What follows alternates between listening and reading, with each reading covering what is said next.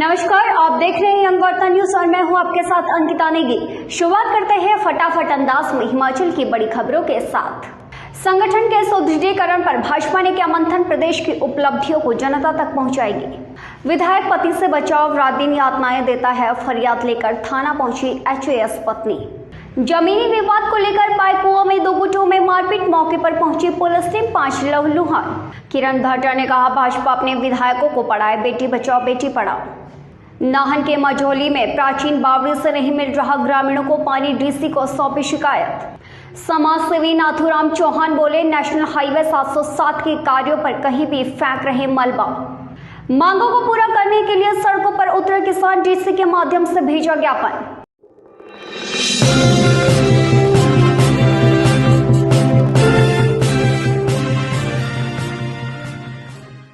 समाचार विस्तार से। केंद्रीय मंत्री नितिन गडकरी सोलंग नाला पहुंचे, वहीं नगर परिषद के अध्यक्ष चमन कपूर ने उनका स्वागत किया। मंत्री रोपवे के माध्यम से मनाली की पहाड़ियों का नजारा देखा। चमन कपूर ने नितिन गडकरी के सामने मोनोरेल का प्रस्ताव रखा। हालांकि मोनोरेल से मनाली की सुंदरता को 4 चांद लगेंगे। मंत्री ने मोनोरेल की स्वीकृति देने का भी आश्वासन दिया है। तो हमारे माननीय मंत्री ठाकुर गोविंद सिंह जी द्वारा काफ़ी दिनों से कोशिश चल रही है कि इसमें एक मोनोरेल चलाई जाए।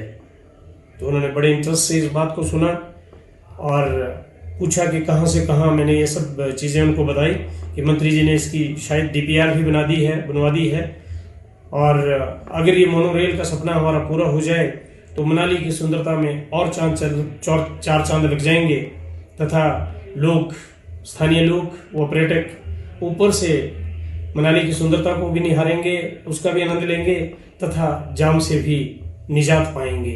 मंत्री जी ने प्रदेश भाजपा वर्किंग ग्रुप की 2 दिवसीय बैठक आज संपन्न हुई। बैठक में आगामी उपचुनाव वर्ष 2022 के विधानसभा चुनाव में मिशन रिपीट के लिए किस तरह कार्य किया जाएगा, उसका रोड मैप तैयार किया गया है।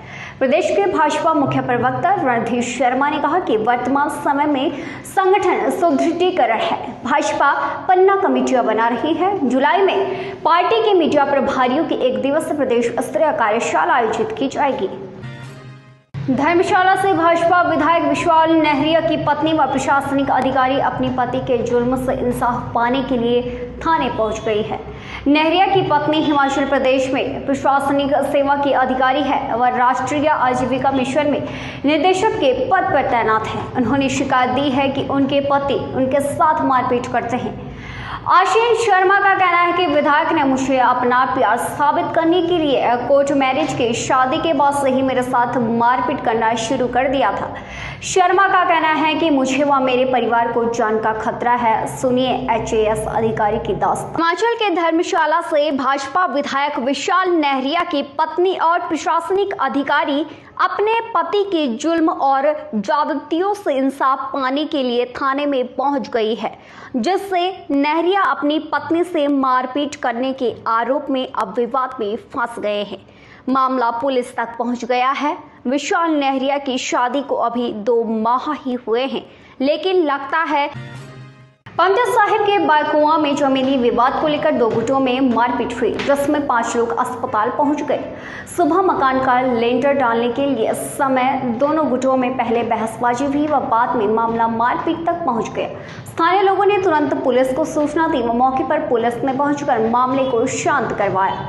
पंचा थाना प्रभारी एसएचओ संजय शर्मा ने कहा कि दोनों पक्षों को थाने में बुलाकर पुलिस कड़ी पूछताछ कर रही है। कांग्रेस प्रवक्ता किरण धाटा का कहना है कि आज की महिला जागरूक महिला है।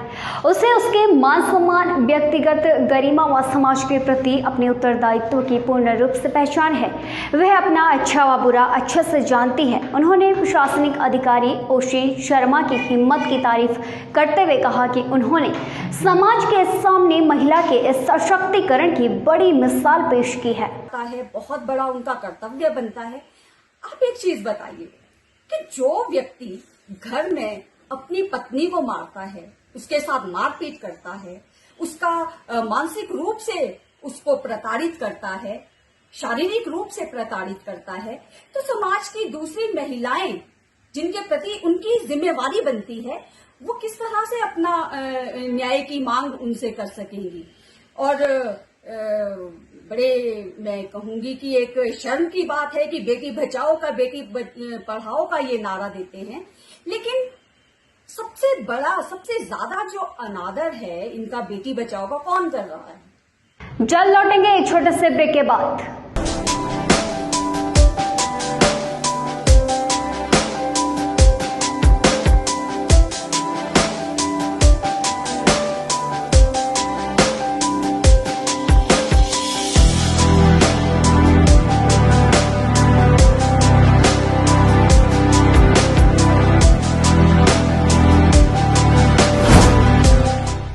भूषण ज्वेलर्स, अनमोल रिश्तों के लिए।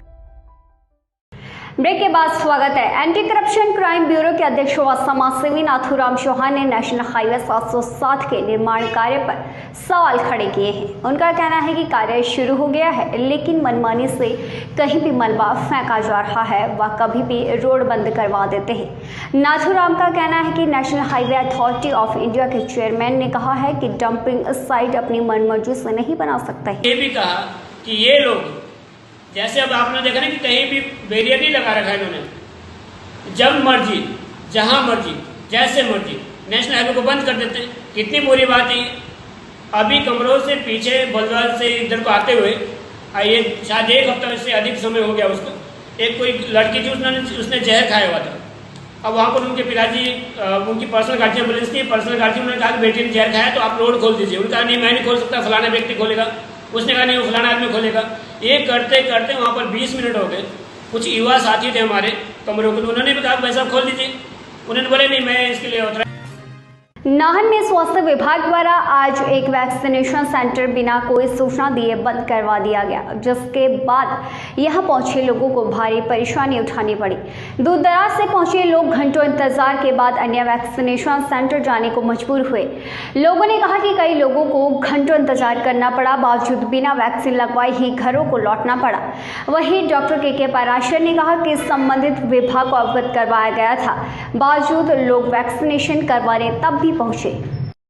आज जो सेशन था, ऐसा मेरे को एक मैसेज आया था कि पीडब्ल्यूडी में लोगों वैक्सीनेशन के लिए आए हुए हैं।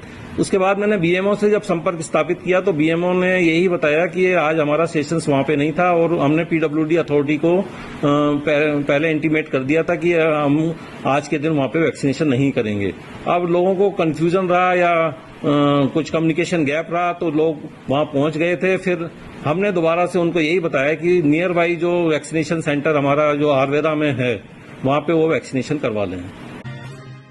नाहन के गांव मछोली में इन दिनों पेयजल की समस्याओं का सामना लोगों को करना पड़ रहा है। लोग प्राचीन बावड़ी से पानी भरा करते थे व अब एक निजी व्यक्ति ने पाइपलाइन लगाकर पानी को सीधे अपने घर में कर दिया है, जिससे आमजन को भारी परेशानी हो रही है। ग्राम प्रधान ने कहा कि समस्या को लेकर आज उपायुक्त सिरमौर को शिकायत सौंपी गई है। इस दिशा में उचित मांग उठाने की मांग प्रशासन से की है। वासियों की मांग थी, जिसके कारण हमने वहाँ पे फैसला भी सुनाया, परंतु वो नहीं माने। इसलिए हम जिलाधीश महोदय जी के पास आए हैं अपनी मांग रखने के लिए कि वह पानी पाइपलाइन हटाई जाए और जो ग्रामवासियों को पानी की सुविधा है वो मिले। मझौली जलापड़ी गांव में एक प्राचीन पीने के पानी बावड़ी है, जिसमें विनोद कुमार जी जो गांव का ही एक आदमी है, उसने अपना निजी पाइप लगाकर अपने घर में पूरी बावड़ी का पानी ले गया है, जिसमें गांव वालों को बहुत ज़्यादा एतराज़ है और वहाँ से पानी गांव वालों को लेने में बड़ी दिक्कत आ रही है और उस पाइप को लगने से बावड़ी का। भारत की जनवादी नौजवान राज्यसभा कमेटी हिमाचल प्रदेश में पिछले कई दिनों से लगातार घट रही निंदनीय घटनाओं पर गहरी चिंता व्यक्त करती है। गौर हो कि पहले वरिष्ठ मंत्री गैर संवैधानिक रूप से चेतावनी दे रहे तो पार्टी क्षेत्र के आधार पर संविधान का अपमान कर रहे हैं। बाद में केंद्रीय मंत्री व मुख्यमंत्री के सामने पुलिस का आपस में भिड़ना और अब धर्मशाला विधायक द्वारा अपनी पत्नी की निर्मम पिटाई की जाती है। इन घटनाओं ने प्रदेश की छवि को देश के सामने शर्मसार कर दिया है। देश प्रदेश की तमाम बड़ी खबरों को देखने के लिए यंगवार्ता न्यूज के फेसबुक पेज, इंस्टाग्राम और यूट्यूब चैनल को फॉलो और सब्सक्राइब कर बेल आइकॉन दबाना ना भूलें। इसके साथ ही तमाम बड़ी खबरों की अपडेट के लिए यंगवार्ता न्यूज की www.yangvarta.com वेबसाइट पर विजिट करना ना भूलें। और आज के लिए फिलहाल इतना ही।